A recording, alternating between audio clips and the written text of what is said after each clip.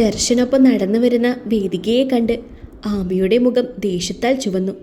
വിച്ചുവും വർഷയും അവൾ ആരാണെന്ന് മനസ്സിലാവാതെ സംശയത്തോടെ നോക്കി. കുറേ നേരമായോ വെയിറ്റ് ചെയ്യാൻ തുടങ്ങിയിട്ട്?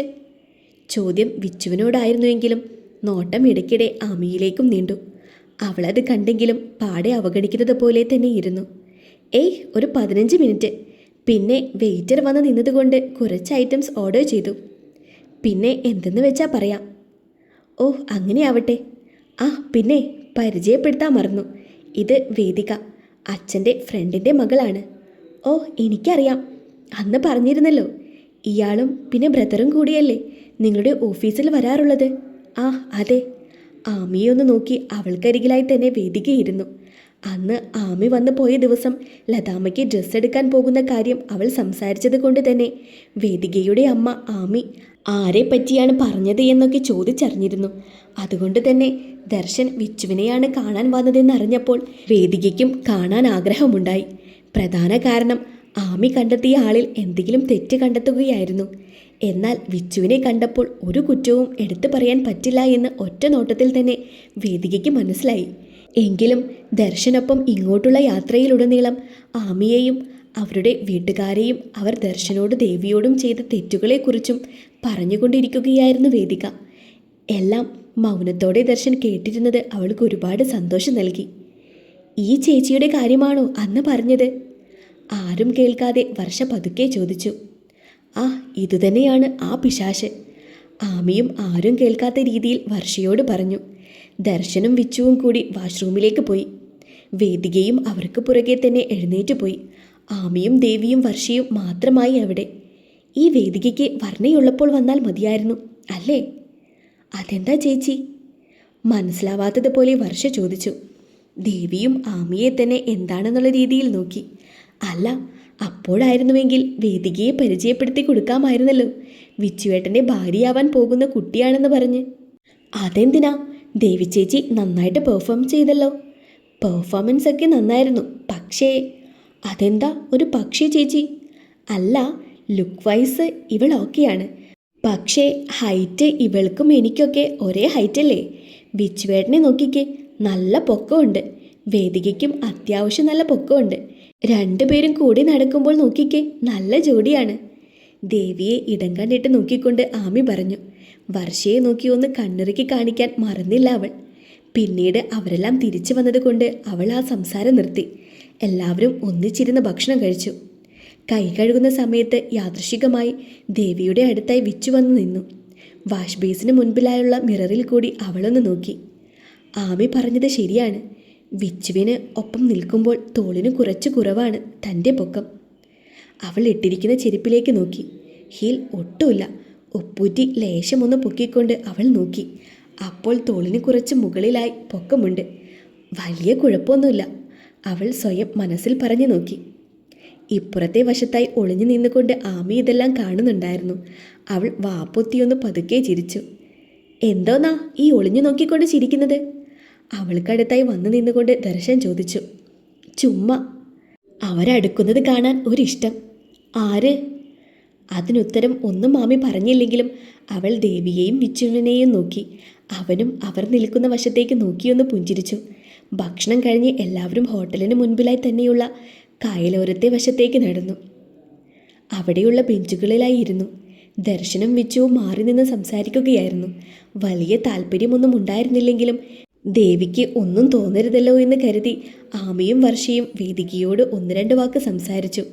തൊട്ടപ്പുറത്ത് ഒരു നഴ്സറി ഉണ്ടെന്നും വേണമെങ്കിൽ ചെടികൾ നോക്കിക്കോളാൻ ദർശൻ വന്ന് പറഞ്ഞതിനെ തുടർന്ന് ദേവിയും വർഷയും അങ്ങോട്ടേക്ക് നടന്നു. ആമി ആ സമയത്ത് സ്വാതിയുമായി ഫോണിൽ സംസാരിക്കുകയായിരുന്നു. ഫോൺ വെച്ച് തിരിഞ്ഞു നോക്കിയപ്പോൾ വേദികയല്ലാതെ മറ്റാരും അവിടെ ഉണ്ടായിരുന്നില്ല. അവരൊക്കെ എവിടെ? അവൾ ചോദിച്ചു. അവർ അങ്ങോട്ടേക്ക് പോയി. ഞാൻ തനിക്ക് വേണ്ടി കാത്തു നിന്നതാ. സത്യത്തിൽ ദർശൻ അവൾക്ക് വേണ്ടി കാത്തു നിന്നോളാമെന്ന് പറഞ്ഞതായിരുന്നു. വേദികയാണ് നിർബന്ധിച്ച് അവനെ പറഞ്ഞയച്ചത്. എന്നാ വാ, നമുക്ക് പോകാം. തനിക്ക് വേണ്ടി വേദിക കാത്തുനിന്നു എന്ന് കേട്ടപ്പോൾ അവളെ ഒന്ന് നോക്കി ചിരിച്ചുകൊണ്ട് ആമി പറഞ്ഞു. ആമി, 1 മിനിറ്റ്, എനിക്ക് തന്നോടൊരു കാര്യം സംസാരിക്കാനുണ്ട്. എന്താ? അന്ന് എൻ്റെ അമ്മ തന്നോട് ഒരല്പം റഫായിട്ട് പെരുമാറി. അതിന് ഞാൻ തന്നോട് സോറി പറയുന്നു. അത് സാരല്ല. ആൻറ്റി അങ്ങനെയൊക്കെ പറഞ്ഞപ്പോൾ എനിക്കും വിഷമായി. അതുകൊണ്ടാണ് ഞാനും കുറച്ച് റൂഡായി സംസാരിച്ചത്. അമ്മ അങ്ങനെയൊക്കെ പറഞ്ഞതിൽ എനിക്ക് വിഷമമുണ്ട്. പക്ഷേ എൻ്റെ അമ്മ പറഞ്ഞ കാര്യങ്ങൾ തെറ്റാണെന്ന് ഇപ്പോഴും ഞാൻ പറയുന്നില്ല. ആമി വേദികയെ സംശയത്തോടെ നോക്കി. തനിക്ക് സ്വയം ഒന്ന് ചിന്തിച്ചുകൂടെ? താനിപ്പോൾ ചെയ്യുന്നത് തെറ്റാണോ അല്ലയോ എന്ന്? ശരിയാ, ദേവിയുടെ ജീവിതത്തിൽ അന്ന് സംഭവിച്ചതിൽ തനിക്ക് പങ്കില്ലായിരിക്കാം. പക്ഷേ ഒന്നോർക്കണം, തൻ്റെ വീട്ടുകാർ കാരണമാണ് അവൾ വേദനിച്ചത്.